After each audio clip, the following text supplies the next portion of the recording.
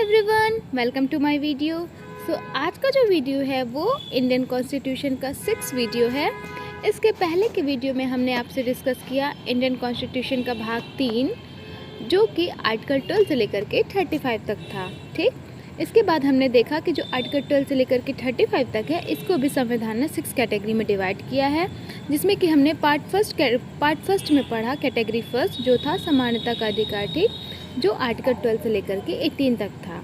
फिर इसके बाद हमने सेकेंड वीडियो में पढ़ा स्वतंत्रता का अधिकार, जो आर्टिकल 19 से लेकर के 21 तक था, जिसमें हमने आर्टिकल 19 में पढ़ा कि संविधान ने हमको 7 प्रकार की आज़ादी दी गई है, जिसमें नंबर फर्स्ट था एक्सप्रेशन अभिव्यक्ति की आज़ादी, दूसरा था सभा करने की आज़ादी, तीसरा था संगठन करने की आज़ादी, चौथा था संचरण करने की आज़ादी, पाँचवा था बसने की आज़ादी, छठवां था संपत्ति खरीदने की आज़ादी और सातवां था व्यापार करने की आज़ादी। ठीक, आई होप आप इतना अच्छे से समझ गए होंगे।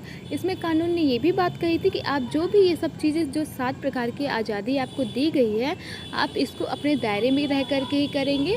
अगर आप इसको दायरे से बाहर करते हैं, जैसे कि मतलब आपको किसी के नैतिकता पे बोलने का अधिकार नहीं है कि किसी के आप नैतिकता को मतलब बुरा कहिए। ठीक है, किसी विदेशी मंत्री जैसे मतलब राष्ट्रपति या कोई विदेश का कोई आता है तो आप उसको कुछ बुरा भला नहीं बोल सकते हैं। मतलब जो भी आप बोलिए वो अपने भारत देश की अखंडता के लिए बोलिए, उसके विरुद्ध मत बोलिए। तो आई होप आपको इतना सब कुछ बहुत अच्छे से समझ में आ गया होगा। ठीक है, तो आज हम पढ़ेंगे article 20। So without further delay let's get started. Article 20 कहता है दोषही में संरक्षण, मीन्स प्रोटेक्शन फ्रॉम कन्विक्शन, इसको इंग्लिश में बोलते हैं। ठीक है, तो इसमें क्या बातें कही गई हैं, तो इसमें ये कहा गया है कि किसी भी व्यक्ति के ऊपर केवल उस पर FIR या मुकदमा हो जाने से वह व्यक्ति दोषी नहीं ठहराया जाएगा, जब तक कि कोर्ट उस पर दोषी ना कह दे। ठीक है, इसका मतलब है कि अगर कोई व्यक्ति के ऊपर किसी ने FIR कर दी है तो वो दोषी नहीं ठहराया जाएगा। जब 24 घंटे के बाद पुलिस उसको कोर्ट पे ले जाएगी, अगर कोर्ट पे साबित हो गया कि हाँ इसने गुनाह किया है, इसने कोई क्राइम किया या इसने कोई अपराध किया है, तो ही उसको दोषी ठहराया जाएगा। लेकिन सिर्फ FIR या कोई मुकदमा लिख जाने से दोषी नहीं ठहराया जाएगा कोई भी व्यक्ति हो। जैसे इस तरह तो आप देखते ही होंगे कि आए दिन कोई किसी के ऊपर भी FIR करता रहता है। मतलब जलन में ही लोग कर देते, ईर्ष्या द्वेष में ही कर देते हैं। मतलब कुछ भी थोड़ा बहुत ही हुआ तो वो जाकर के सीधे FIR लिखा देते हैं।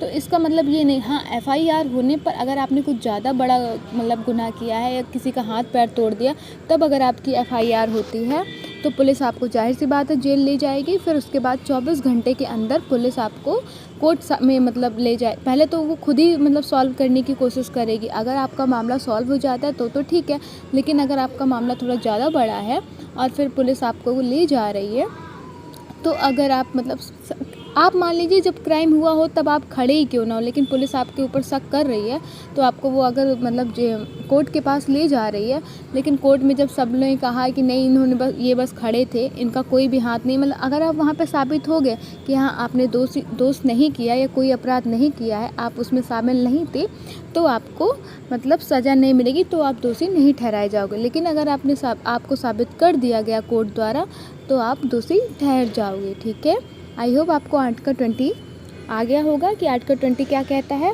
ठीक, सीधा सीधा आप ये समझिए कि अगर किसी व्यक्ति के ऊपर FIR हो जाती है, मुकदमा हो जाता है, तो वो दोषी नहीं ठहराया जाएगा जब तक कि कोर्ट उसको दोषी ना ठहरा दे। ठीक है, फिर इसमें 3 बातें कही गई हैं। ठीक, पहला है अपराध के समय का कानून। अब जैसे क्या बोलते हैं, अपराध हो गया, ठीक है, तो मान लीजिए किसी ने सर फोड़ दिया, अब उसको जेल हो गई, तो जेल जब हो जाती है तो फिर कुछ टाइम तो तारीख मुकदमे ये सब चलते रहते हैं कोर्ट में। ठीक है, तो मान लीजिए 5-6 महीना लग गया, मतलब क्या बोलते हैं फैसला आने में, जज के द्वारा फैसला आने में 5-6 महीने लग गए। अब उसके बाद क्या होता है कि ठीक है, अब 5-6 महीने बाद पहले सर फोड़ने की आज़ादी, मतलब पहले सर फोड़ने का मतलब सज़ा जो थी वो सपोज करी 1 महीने थी, लेकिन जब जज मतलब जब 6 महीने बाद जज अपना फ़ैसला सुना रहा है और अगर क्या बोलते तब हाथ तोड़ने की सज़ा 2 महीने हो गई, तो ऐसा नहीं है कि मतलब जब जज ने फ़ैसला सुनाया तभी उसको सज़ा दी जाएगी, मतलब 2 महीने की सज़ा दी जाएगी, ऐसा नहीं होगा। जिस टाइम उसने क्राइम किया है मतलब वो चाहे 1 साल पहले के, तो 1 साल पहले जो कानून ने मतलब जो सज़ा उस गुनाह के लिए निर्धारित की गई थी वही सज़ा उसको दी जाएगी, ठीक है।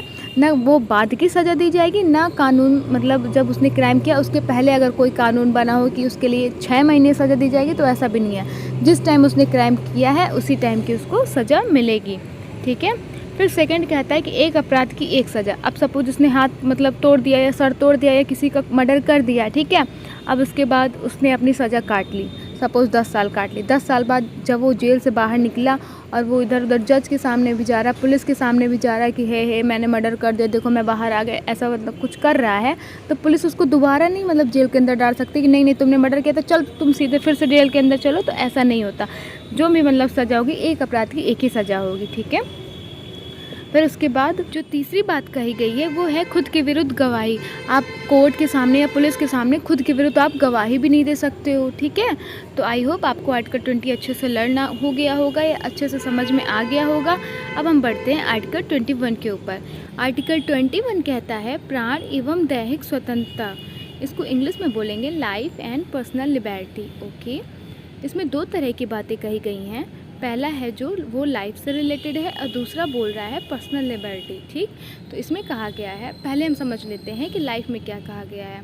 तो संविधान में हमारे लाइफ को लेकर के कुछ बातें कही गई हैं, जैसे कि पहला है पर्यावरण। सपोज़ करिए कोई बाइक वाला है, ठीक है, उसकी बाइक बहुत पुरानी है, बहुत ज़्यादा उसमें ब्लैक से मतलब धुआं निकलता है, काला काला सा, वो बहुत ज़्यादा अपने एरिया को मतलब पॉल्यूटेड करती, ठीक है। तो अगर कोई उस बाइक की कंप्लेन कर देता है कि ये बाइक में मतलब बहुत ज़्यादा पॉल्यूशन निकलता है जो कि हमारे वातावरण को अशुद्ध बनाता है, तो संविधान कहता है कि अगर ऐसा करके जिससे हम ऐसा कोई काम जिससे हमारा पर्यावरण दूषित हो रहा है, तो वो उस चीज़ को वो बाइक को उठा करके वो जेल के अंदर डाल देगी, ठीक है। तो ये जो हमारे जो प्राण है ये भी हमारी पर्सनल लिबर्टी है, इसको हमसे कोई छीन नहीं सकता, किसी को छीनने का अधिकार नहीं है। और संविधान कहता है कि हमारे देशवासियों को एक साफ़ सुथरा वातावरण देना चाहिए। अगर कोई उस वातावरण को दूषित करता है तो उससे उसका मतलब जो भी उसका सामान होगा या जो भी इंडस्ट्री होगी जिसकी वजह से वातावरण दूषित हो रहा है, तो उसको उससे छीन लिया जाएगा, ठीक है। फिर दूसरी बात इसमें कही गई है आत्महत्या। मीन्स कि आत्महत्या का भी अधिकार हमको नहीं है। अगर सपोज़ करिए हम आत्महत्या कर रहे हैं, सुसाइड कर रहे हैं, ठीक है, क्योंकि हमारा जो जीने का अधिकार है वो हमसे कोई नहीं छीन सकता, ठीक। तो अगर जैसे हम आत्महत्या कर लिए, ठीक है, अगर हम मर गए तब तो कोई बात ही नहीं, बट अगर हम जिंदा हो गए तो पुलिस हमको टांग ले जाएगी आईपीसी की धारा 309 से कि तुमने अपने आप को मारने की कोशिश क्यों की, ठीक है। तो संविधान कहता है कि आपको जीने का अधिकार है, लेकिन आपको संविधान मरने का अधिकार भी नहीं देता है, ठीक है। फिर इसके बाद कहते हैं तीसरा है हेल्थ। संविधान कहता है जो हेल्थ की भी जिम्मेदारी है वो भी संविधान के ऊपर है कि अगर देश में कोई आपातकाल पड़ा, जैसे अभी कोरोना में आपने देखा ही होगा, ठीक है, कि कितना मतलब लोग तरस रहे थे, डॉक्टर नहीं खाली थे, लेकिन सरकार ने सबको फ्री इलाज दिया, सबको वैक्सीन फ्री लगाई गई। तो मतलब देश की हेल्थ का, देश की सुरक्षा का, इन सब का अधिकार जो है वो संविधान हमको देता है, ठीक है। जैसे आपने देखा होगा छोटे छोटे बच्चों को सरकारी टीके लगते हैं जो कि बिल्कुल मुफ्त में लगाए जाते हैं, ठीक है। तो सरकार यही कहती है कि छोटे में मतलब जो छोटे छोटे बच्चे होते हैं उनको तो मतलब अब मान लीजिए वो ऐसे गरीब घर में पैदा हुए हैं कि मतलब उनको वो ये सब इंजेक्शन वगैरह नहीं अफोर्ड कर पा रहे हैं, वो उनका मतलब रोज़ का खर्चा ही नहीं निकल पा रहा, तो वो इंजेक्शन वगैरह कैसे लगाएंगे। तो सरकार कहती है कि जब तक मतलब 6 से लेकर के 14 साल तक के बच्चे जो होते हैं उनकी जो हेल्थ का ख्याल वो सरकार रखेगी। तभी जो 6 से 14 साल के बच्चे होते हैं उनकी हेल्थ का अधिकार और उनका मतलब शिक्षा का अधिकार, इसका जो पूरा भार रहता है मतलब सरकार के ऊपर रहता है, ठीक है। जैसे आप देखते हैं कि मॉनिटरी स्कूल में खिचड़ी वगैरह मिलती है, पंजीरी वगैरह मिलती है, मतलब बिल्कुल कोई फास्ट फूड नहीं मिलता है, ऐसे ही प्रोटीन विटामिन्स वाले जो मतलब भोजन होते हैं वही सब दिए जाते हैं, ठीक। और जैसे जो भी वैक्सीन्स वगैरह हो गई, जो भी उनको मतलब दवाइयाँ दी जाती हैं वो सब बिल्कुल मुफ्त में दिया जाता है। आई होप आप ये तीनों चीज़ बहुत अच्छे से समझ गए होंगी। अब हम पढ़ते हैं आगे पर्सनल लिबर्टी के ऊपर। तो इसमें भी 3 बातें कही गई हैं। एकांत पहला है, तो अगर कोई एकांत रहना चाहता है, कोई अकेले रहना चाहता है, तो उसको भी अधिकार दिया गया है कि हाँ आप अकेले स्वतंत्र रह सकते हो। दूसरा है निजता, प्राइवेसी। मीन्स अगर आप कोई चीज़ प्राइवेसी मतलब प्राइवेसी में रखना चाहते हो, सपोज़ आजकल तो बहुत ट्रेंड में है, मोबाइल पे लोग लॉक लगा लेते हैं, ठीक है, कोई एक दूसरे से अपनी बात नहीं शेयर कर सकता है, तो ये सब आदमी को अधिकार है कि हाँ अपनी पर्सनल चीज़ें आप अपने अंदर तक रख सकते हो, ठीक है। फिर तीसरा है एडल्ट्री। इस मीन्स होता है कि सपोज़ करिए मतलब दो हस्बैंड वाइफ है, ठीक है, दो कपल्स हैं जिनकी शादी भी हो चुकी है बट उनका कहीं मतलब अफेयर वगैरह चल रहा है। सपोज़ करिए औरत का, शादीशुदा औरत का किसी दूसरे आदमी के साथ अफेयर चल रहा है, हाँ। अब उसके बाद उसके जो फर्स्ट हस्बैंड है उसको पता चल गया, ठीक, तो वो जो फर्स्ट हस्बैंड है वो पुलिस को बताएगा, तो पुलिस औरत को कुछ नहीं कहेगी, लेकिन जो दूसरा आदमी है उसको टांग ले जाएगी कि तुमने वो औरत को क्यों फंसाया। दूसरी चीज़, जो पहला आदमी है वो उस औरत से अगर तलाक लेना चाहता है तो भी उसको पूरी स्वतंत्रता है कि हाँ आप तलाक ले सकते हो, अगर वो औरत गलत है तो, ओके। तो अगर वो गलत है औरत तभी आप तलाक ले सकते हो, लेकिन अगर वो मतलब राइट है तो आपको वो स्वतंत्रता नहीं दी गई है। पहले आपको ये सब चीज़ें साबित करनी पड़ेंगी कोर्ट में, तब आप फैसला कोई ले सकते हो। फिर इसमें दूसरा आता है विदेश यात्रा। आपको विदेश घूमने का भी अधिकार है, आप आराम से पासपोर्ट बनवाइए, आराम से घूमिए। आपको संविधान बिल्कुल आज़ादी दी है कि आपको अपनी पर्सनल घूमने फिरने का अधिकार है, सबसे अपनी अभिव्यक्ति एक्सप्रेशन शेयर करने का अधिकार है, आप सभा कर सकते हो। लेकिन ध्यान रहे कि ये सब जो भी चीज़ आप करो ये सिर्फ एक दायरे में रह करके करो, जिससे देश की अखंडता पर कोई प्रभाव ना पड़े।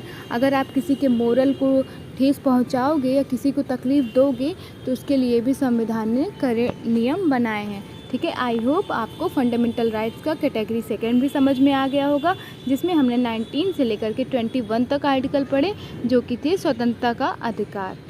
I hope this will very helpful for your exam. Please like, subscribe and share my video. Thanks for watching. तब तक के लिए राधे राधे।